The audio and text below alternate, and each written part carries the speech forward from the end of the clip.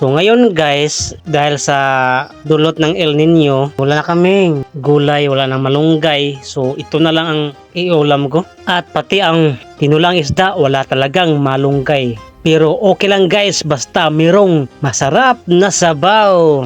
Habang naghihintay ako sa tinulang isda, kumain na lang ako. Kain tayo guys. Ang niluluto ko pala guys ay litsong kawali. O yan o. Wow! Napakasarap talaga ng litsong kawali. Sarap. At ako lang ang nag-iisa dito guys. At ang hirap talaga guys kapag nag-iisa ka lang sa buhay. Walang nagmamahal sa'yo. Kumain lang ako mag-isa. Walang kausap, walang katabi kapag matutulog na sa gabi. At lalo nang madaling araw ang lamig ng simoy ng hangin. Wala kang mayakap. Unan lang ang iyong mayakapan.